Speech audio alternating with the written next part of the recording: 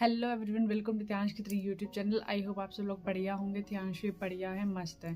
तो जो आज का व्लॉग मैं लेके आई हूँ वो ध्यांश के बारे में ही मैं आपको अपडेट्स देना चाहती हूँ कि जो मैंने आपको लास्ट व्लॉग में बताया था कि ध्यांश को स्टेरॉइड्स देने के कारण जो सीजर्स का वे है वो चेंज हो चुका है, उसको जो डेंजर वाले सीजर है वो स्टार्ट हो चुके हैं। तो उसके बारे में मैंने आप लोगों को बताया था कि मेरी नेक्स्ट टाइम अपॉइंटमेंट है डॉक्टर के साथ, तो हम ध्यांश के वीडियो लेके जाएंगे और हम डॉक्टर्स को दिखाएंगे कि डॉक्टर उसके बारे में क्या कहते हैं। तो उसी के बारे में आपको सारी डिटेल्स बताना चाहती हूँ। तो जो मैंने आप लोगों को पहले तो ये बताया था कि अब की बार भी हम ध्यांश को हॉस्पिटल नहीं लेके जाएंगे, सिर्फ जो जाएगा तो वो साहिल ही जाएगा हॉस्पिटल, हम दोनों घर पे ही रहेंगे। अभी भी इन्फेक्शन का बहुत ज़्यादा उसको जो है ख़तरा है, इसलिए सिर्फ इसके पापा ही जाएंगे हॉस्पिटल। उसके पापा ही हॉस्पिटल गए इस बार। तो इस बार जब वो हॉस्पिटल गए तो उन्होंने, तो मैंने बताया था ना आप लोगों को कि जो लास्ट टाइम हम लोगों को प्रॉब्लम आई थी वो ये आई थी कि बच्चा साथ ना होने के कारण अकेले अंदर उन्होंने एंट्री नहीं की थी। और लास्ट टाइम इसके फादर लिखवा के लाए थे डॉक्टर से कि विदाउट बच्चा हम आएंगे तो हमें एंट्री मिल जाए। तो अब की बार एंट्री आराम से मिल गई थी, लेकिन अब की बार एक और नई प्रॉब्लम थी कि अब की बार उनका सर्वर ही डाउन था। तो जो अपॉइंटमेंट हमें 8 बजे मिलनी होती है वो जाके हमें 10 बजे मिली, तो इसलिए टाइम बहुत ज़्यादा लग गया इसके फादर को। तो जब जाके उन्होंने डॉक्टर्स को ध्यांश की वीडियो दिखाई, जरा ये बात मेरी थोड़ी ध्यान से सुनना। जब उन्होंने उनको डॉक्टर को वीडियो दिखाई ध्यांश की, जो सीजर्स थे वो वाकई में बहुत डेंजर सीजर थे। डॉक्टर ने देखते ही उन्होंने यही बोला कि जो स्टेरॉइड्स है वो ध्यांश को सूट नहीं हुए। तो इस वजह से हम उसके जो मतलब जो पहले मैंने आपको बताया था कि जो इसकी पहले मेडिसिन चल रही थी ना, तो उसके कारण ये वाले सीजर्स नहीं आ रहे थे। लेकिन जैसे वो वाली मेडिसिन बंद की और जो स्टेरॉइड थे वो स्टार्ट की ना, तो ध्यांश के सीजर्स और ज़्यादा बढ़ गए। वो तो झटके आ ही रहे थे, लेकिन साथ साथ जो दूसरे फॉर्म थे सीजर्स के वो भी बढ़ गए। तो वो बढ़ने के कारण वो जो बड़े वो डेंजर्स थे। तो डॉक्टर ने फिर अब जो इसकी जो मेडिसिन की हैं उसमें उन्होंने बोला कि जो स्टेरॉइड्स है वो धीरे धीरे कम करके बंद करने हैं, और जो ये है मेडिसिन हैं, जो दूसरी मेडिसिन थी वो वापस धीरे धीरे बढ़ानी है। उसके बाद जब ये स्टेरॉइड्स उतरेंगे और दूसरी मेडिसिन बढ़ेगी, उसके बाद पता चलेगा कि ध्यांश जैसे पहले था वैसे स्टेबल होता है या सीजर्स बढ़ते हैं या सीजर्स कम होते हैं। वो डॉक्टर ने हमें 1-1.5 महीने बाद बुलाया है, तब पता चलेगा। अब मैं आपको बता कि जो हमारे डॉक्टर के अपॉइंटमेंट्स हुई उसके बाद हम लोगों को अभी हो गए हैं 5-6 दिन हो गए हैं डॉक्टर के पास से आए हुए। अब हमने वो वाली मेडिसिन स्टार्ट किया, मतलब स्टेरॉइड्स कम किए, दूसरे वाली मेडिसिन बढ़ा रहे हैं। तो उससे जो उसकी बॉडी में रिएक्ट आ रहा है वो मुझे अब लग रहा है कि ध्यांश बहुत ज़्यादा हाइपर हो रहा है और वो सो भी नहीं पा रहा है। लास्ट टाइम जब था स्टेरॉइड्स दे रहे थे ना, तो जो हम उसको सोने के लिए दवाई देते थे उस दवाई ने भी अपना असर करना बंद कर दिया था। अब डॉक्टर्स ने कुछ कॉम्बिनेशन चेंज किया। जब हमने सारी बातें बताई डॉक्टर्स को तो उसने कुछ कॉम्बिनेशन चेंज की, लेकिन जो कॉम्बिनेशन चेंज हुआ और उस हिसाब से जो दवाई जा रही है ध्यांश के अंदर, तो वो जो दवाइयाँ हैं उससे ध्यांश बहुत ज़्यादा हाइपर हो रहा है और खाना पीना उसका सही चल रहा है। डॉक्टर ने ये बोला था कि थोड़ा म्यूकस उसको ज़्यादा बन सकता है, तो हाँ थोड़ा सा उसको म्यूकस भी बन रहा है। उसके बारे में देखते हैं कि अगर भगवान ना करे कि ऐसा कुछ हो कि उसको एस्पिरेशन की प्रॉब्लम दोबारा ना हो जाए, जो होता है ना कि म्यूकस जो बच्चों को बनना कंटिन्यू शुरू होता है वो ना हो, तो देखते हैं। नहीं तो फिर वो वाली दवाई फिर से बंद करनी पड़ेगी या कुछ कम करनी पड़ेगी। पहले कोई भी मेडिसिन होती है वो पहले कम होती है उसके बाद ही बंद होती है। तो अब डॉक्टर ने हमें यही बोला है कि आप बच्चों को ये मेडिसिन कंटिन्यू करिए, फिर उसके बाद हम देखते हैं कि उसकी बॉडी कैसा रिएक्शन देती है। तब हमें पता चलेगा कि ध्यांश को आगे कौन सा ट्रीटमेंट देना है और कौन सी मेडिसिन उसकी बंद करनी। ये मैंने आपको जो भी हमारी स्टोरी थी, जो हमने अभी स्टेरॉइड स्टार्ट करने से लेके बंद करने तक की, मैंने आपको पूरी कहानी अभी आपको बताई है। हाँ, जो पहले मेरे को लग रहा था कि ध्यांश हाइपर एक्टिव होगा वो पहले ना हो के वो अब हो गया है। तो उस चीज़ के लिए भी हमें देखना पड़ेगा क्या करना है। अभी तो अब लगेगा इसको थोड़ा दवाइयाँ सेट होने में 1 हफ्ता आराम से लगता ही है। तो मे भी शायद है आने वाले टाइम में कुछ दवाइयाँ सेट हो और उसके सीजर्स कम हो।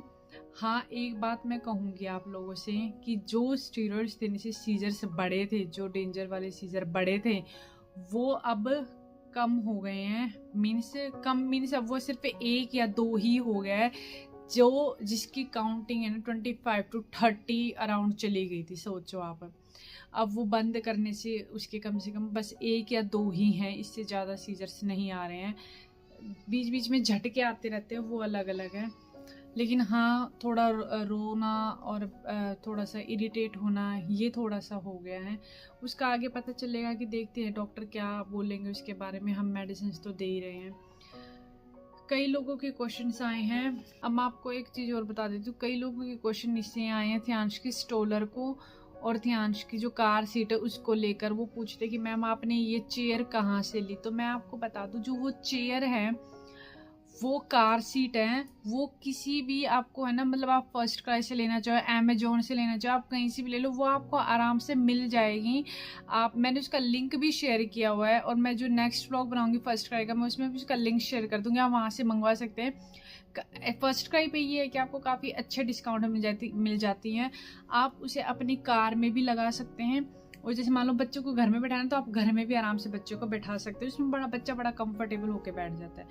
दूसरा था स्टॉलर का, कि मैम आपने स्टॉलर कहाँ से लिया, कितने का लेके लिया। तो स्टॉलर का जो मैंने व्लॉग है वो पूरा थियांश खत्री यूट्यूब चैनल पर ही मैंने पूरा व्लॉग अपलोड किया है। अगर आप वो व्लॉग देखेंगे ना तो आपको अच्छे से डिटेल्स उसके पता चलेंगी। अभी रिसेंट में ही एक कोई फॉलोवर थी हमारी इस पे इंस्टाग्राम पे, तो उन्होंने वो जब हमारा व्लॉग देखा तो वहीं से स्कूट जो है कंपनी, उसी के थ्रू अपने बच्चे के लिए व्हील चेयर ऑर्डर किए हैं। उसमें काफ़ी अच्छे मिल जाते हैं बच्चे की एज के अकॉर्डिंग, सबके अकॉर्डिंग। आप अपना बजट भी बता के उन्हें ले सकते हैं। हाँ, हमारी स्टॉल थोड़ी महंगी है, लेकिन हमारी थोड़ा दूसरा स्टाइल है, हमारी व्हील चेयर नहीं है। आप उनको बताएंगे तो वो आपके बच्चे के अकॉर्डिंग ही दिखा देंगे आपको, जो भी स्टॉलर्स आपको व्हाट्सएप कर देंगे। जब आप बच्चे के लिए ऑर्डर करना चाहोगे तो उससे पहले वो आपके बच्चे का मेजरमेंट लेने घर पर ही आते हैं। जब पूरा मेजरमेंट हो जाता है उसके बाद ही हम वो आपकी स्टॉलर आगे बनने के लिए देते हैं। बनने के बाद स्टॉलर आपके घर पे आराम से पहुंच जाती हैं। जो पेमेंट है वो आपको बता देते हैं कि आपको कैसे करनी है, क्या करनी है। जो मेरी स्टॉलर थी वो पोलैंड से हम लोगों ने मंगवाई थी, वहीं से जो कंपनी है स्कूट उसने ही मंगवाई थी। तो काफ़ी अच्छी स्टॉलर है, हम लोग यूज़ करें, आप लोगों ने भी देखा होगा। बड़ा कंफर्टेबल होता है हमारे लिए थियांश को कैरी करना, बाहर लेके जाना आना।